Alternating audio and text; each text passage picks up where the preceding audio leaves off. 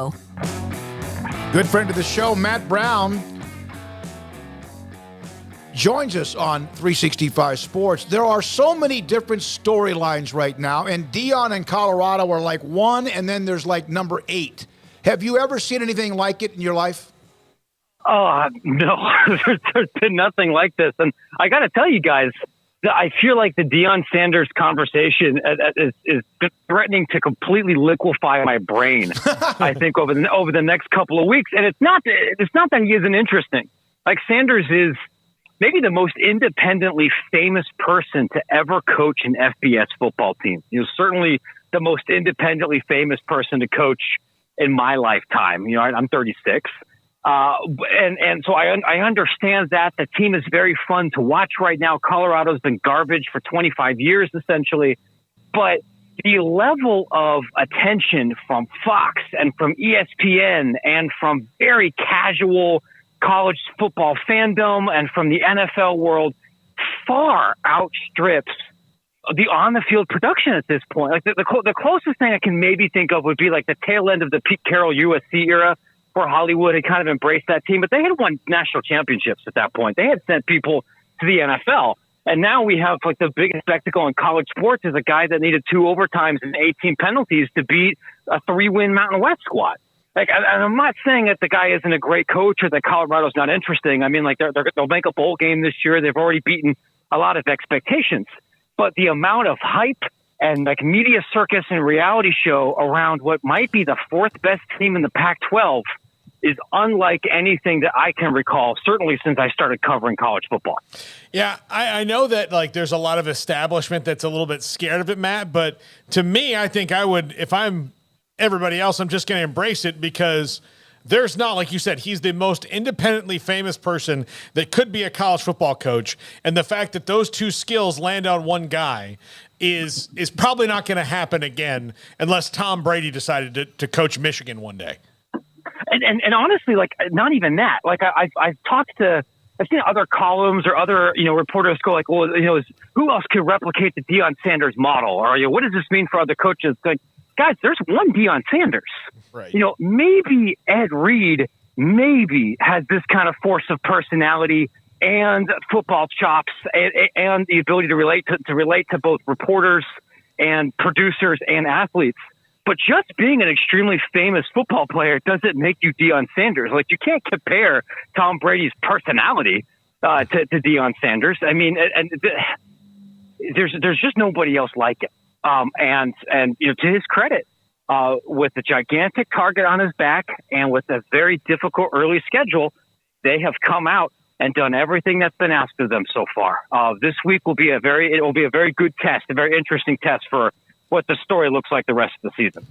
Matt, what is the second most overblown but intriguing and let's see how it plays out story in college football? Is it the downfall of Alabama that everybody's been openly wishing for like a decade now at this point? Yeah, downfall is probably a too harsh of a word, but it's difficult to reach any other conclusion based on what we've seen this year. That this is a mortal Alabama team. This is an Alabama team that I think has the worst offensive line play than we've seen from a Nick Saban Alabama team in like 8 years. Like, we know how an Alabama team can win at an elite level without first-round quarterback production. We've seen Alabama win ugly with the passing game before. We haven't seen them get physically pushed around by a USF team that probably doesn't make a bowl. We knew coming into the season that, there's probably going to be a step back in the passing game. It's going to be a step back here on offense. Wasn't like this. And as weird as it is to say, like, the SEC median team might be a little bit down relative to maybe what their expectations are, this looks like a Citrus Bowl team or maybe worse, which we haven't seen since, 2007, 2008. We kind of forget what that looks like. I don't want to say it's over or there's a downfall as if they can't rebound. They've still got one of the 3 most talented rosters in the country.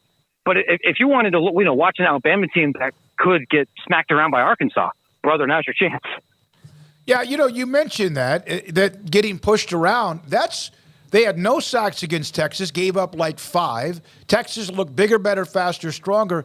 Is it the fact that they're having this mess at quarterback, Or is this the fact that the dogs in the middle, the offense and defensive linemen, they're not like weak there, but it appears as if they don't have it like the guys that like go swarm somebody.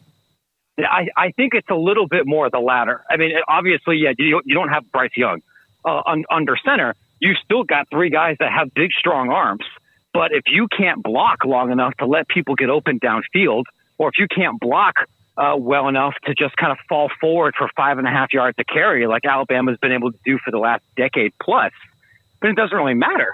I feel like this is a team that has recruited well enough and should be deep enough where they should be able to be a very, very good college football offense with B to B plus level quarterback production. And that's not what we've seen so far this year.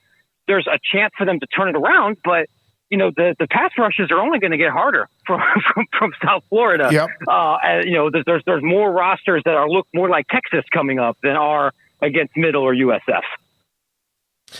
Matt, I know that Ross Dellinger wrote about this, and you're a guy whose mind I'd like to see to work on this. The Mountain West Pac-12 relegation model. Do you think this is something that could work? So it's so funny you mentioned that. I was actually talking with Ross about it last night. I was actually working on this same story because I know where this idea came from. It actually came from the WCC, from having some conversations with the Big West and also with the Mountain West about this exact proposal for non-football sports. And I'll have a story actually coming out about this next week.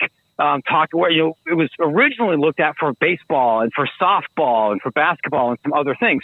And if you look at it from just the NCAA bylaw perspective, it does work. All you have to do is you have to have 6 teams, you know, be in the same conference from year to year to keep the auto bid. So as long as you're only promoting 2 or 3, you know, from year over year, you can be in compliance with the NCAA.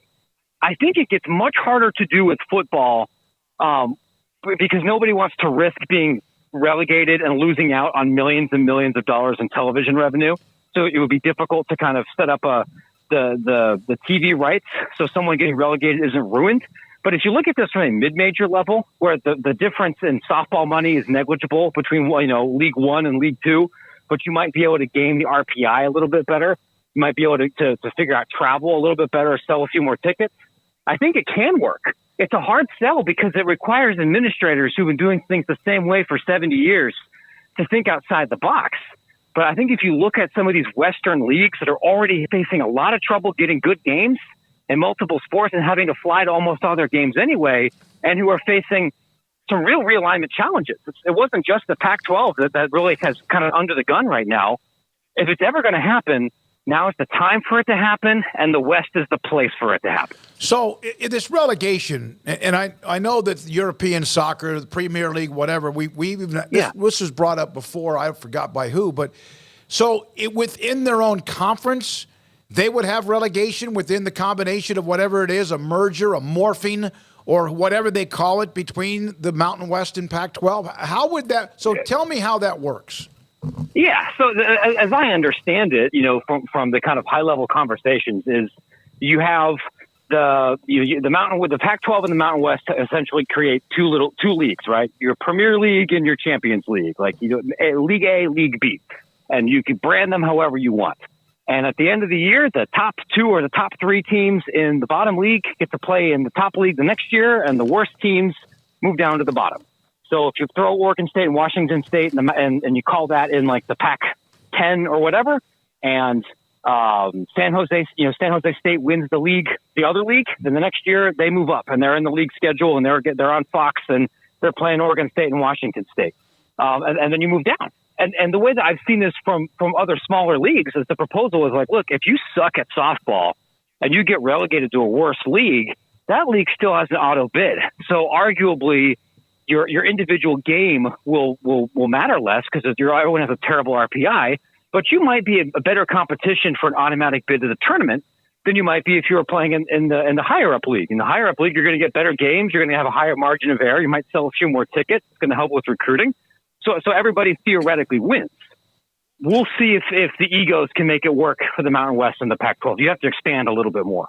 Matt, as best you understand it, what kind of a position are Oregon State and Washington State in right now? I mean, is it this merger or bust that you still see remnants of, would this conference be interested, or could they get a life raft to this conference and remain a power school? Just as best as you know, sort of where are those two and the focus and, the whole issue with the Pac-12 voting rights? I mean, where are we kind of in learning all of those details and cleaning up some of this story?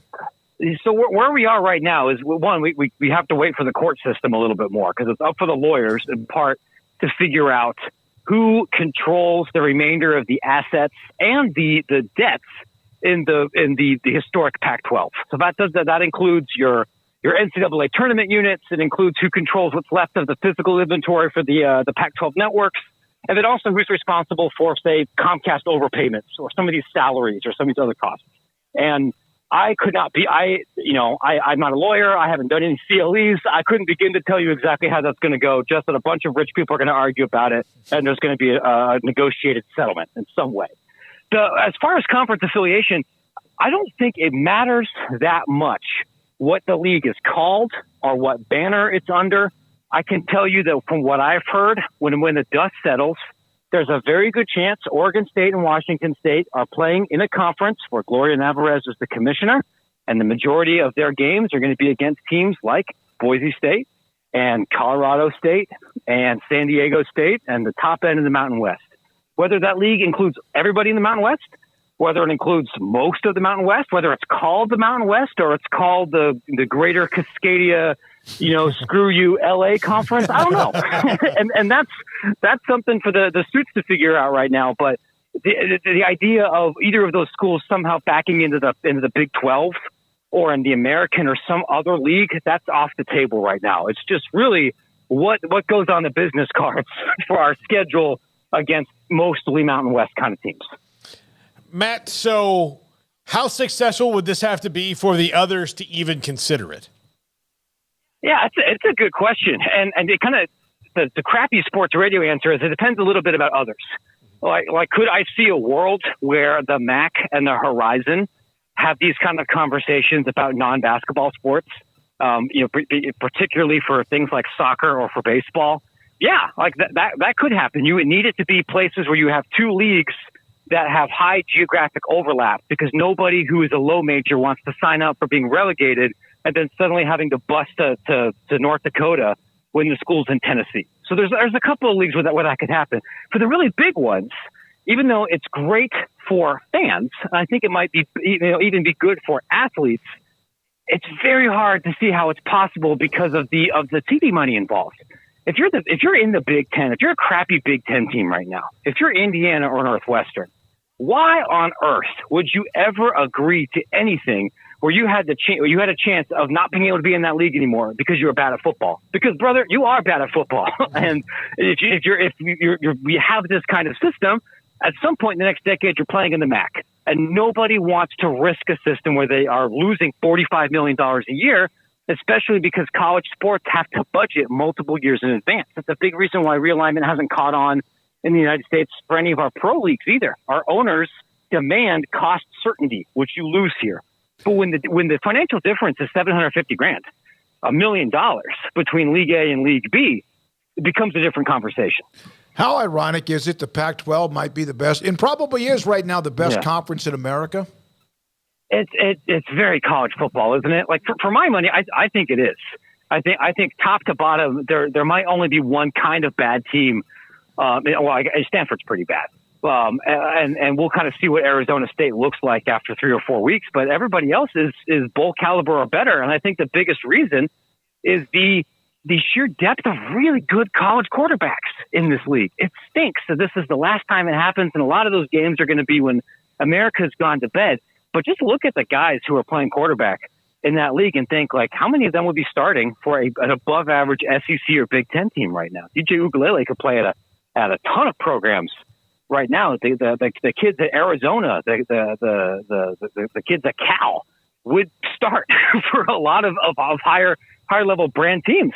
And that's what you need. It's if you're going to go out and be removed from the pages of college football history, you might as well go out on top. And it looks like that's what the league's doing this year. Yeah, but Matt, isn't it the case though? The albums are always better right before the band breaks up.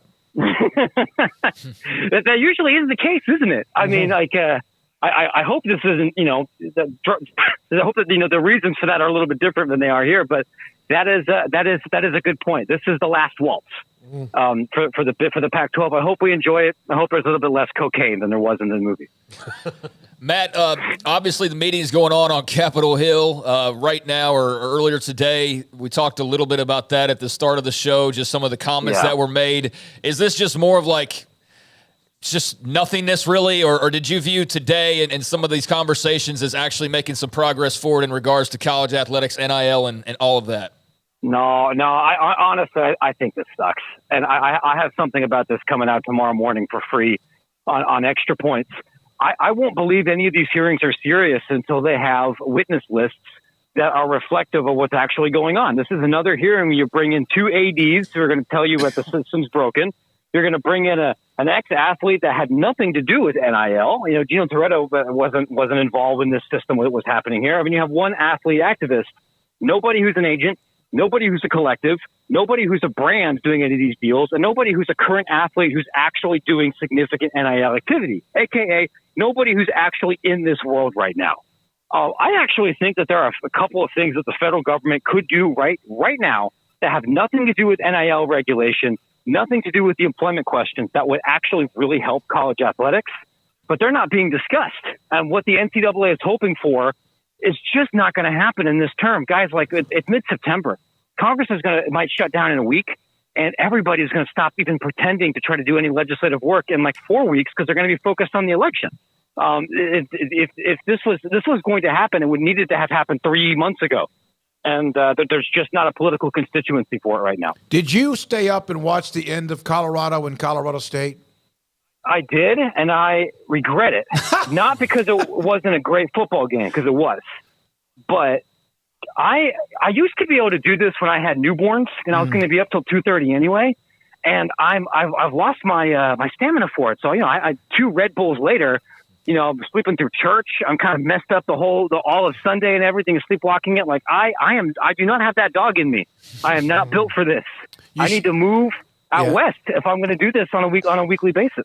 You should have done what I did, was fall asleep about 5 minutes into the third quarter and somehow wake up with the TV on at about the 5-minute mark of the fourth quarter. So at least you had a power nap. That's the move. I remember doing that actually a couple years ago. When I think it was Cal and Hawaii opened the season in Australia, and the game kicked off at like 11 o'clock Eastern. I'm like, well, I have to watch it. It's the first game of the season. And I slept through the second and third quarters, so I could just kind of tune in to see at the end. That's what people who are gigantic babies like me need to do. I have an 11:30 bedtime. It is hard for me to hustle through it. The Red Sox-Dodgers played an 18-inning World Series game after we did a high school football game one night, and that's exactly what I did. Was I was on in my recliner, and just every time that Joe Buck would get loud, I'd be like, "Oh, yeah, what's going on?" And you're scared to look at the score. Matt, as always, great stuff, man. Appreciate your time. Every time we get you on, publisher at Extra Points, we appreciate him. You also